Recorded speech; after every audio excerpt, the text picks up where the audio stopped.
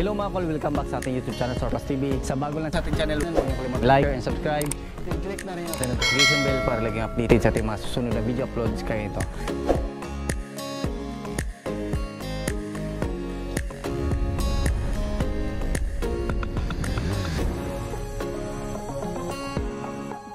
Good day mga kol, welcome back na naman dito sa ating YouTube channel. For today's video, ipakita natin yung ating unit na pinakamura. So DA64B 4x2 manual. Yung presyo nito is 170,000 as is where is. So kung ano yung makikita natin dito, yan lang po yung lahat. So pwede din natin to i-finish. So yung finish nito is nasa 220.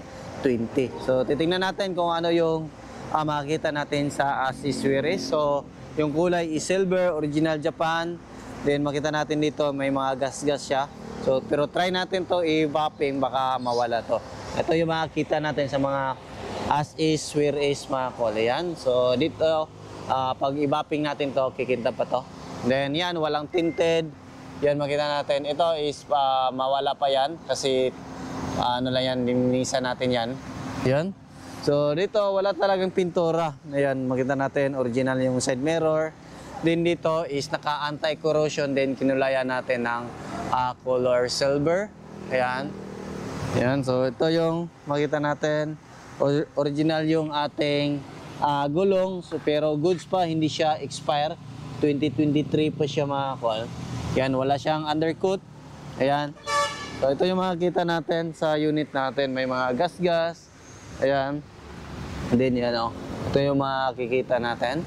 So ito is nalinisan na din natin. Tapos naka anti-corrosion. Then pininturahan natin ng silver na urethane para pag gagamitin nyo, halimbawa gusto nyo pang negosyo, hindi siya pangitingnan. Ayan. So hindi siya kita yung mga primer na anti-corrosion. Ito, makita natin, wala pa siyang masilya. Yan. So, dito makita natin. So, ito is naka heavy PMS na yan. Napalitan na natin yan ng mga belt. Then, na-check na din natin yung mga brake system. At saka, nakulant na natin. Ito yon, yung likuran. Yan. So, function lahat ng ilaw. Yun. Ito. Ito yung ano natin, ilaw. So, mayroon siyang spare tire, original. Then, kung sino yung bibili, doon natin i-register yung ating unit direct sa buyer. Ayan o. Pero ito, sa tingin ko is, try natin ito i-vapping pero baka mawala to. Yan. So, lagyan pa natin yan ng emblem na Suzuki. Dito naman is stock. Ayan, ito yung lateral na ano. Ayan, napakalamig din yung aircon. Ayan, abot dito sa pinaka dulo. Ayan, makita natin ito yung gas-gas. So, ito yung mga bakas ng paggamit dun sa Japan. Then, yung ceiling, yan, stock na lang, stock po siya. Then, try natin din, linis yan. Ayan, so, may time tayo, linisan natin yan para makita nyo kung ano yung mukha. Then, ito, yun, no, mga gas-gas. Kita natin yan, naka-anti-corrosion na din. Ayan, so, pwede din natin yan, iyan, no, kung gusto nyo mag-buy and sell, pwede po ito. Ito is stock din, yung ating upuan, then kaling-kaling yung sliding door natin. Then dito mating stock, then ito stock din. Then dito lagyan pa natin to ng tie wrench at saka yan, nandyan na yung jack. Yan. So yan yung mura natin. Kasi dito sa Mindanao, maraming bumibili ng ganito. As is where is lang. Sila na po yung maghahanap ng pintor para sa kanila. Lalo na pag yung mga hindi makapag-antay ng 3 to 4 months bago matap. Ito, yan, power window yung harap. Yan, goods, function lahat. Then, yan, meron pa siyang headrest, oh. Yan. So, yung ating handbrake, cup holder, then yung ating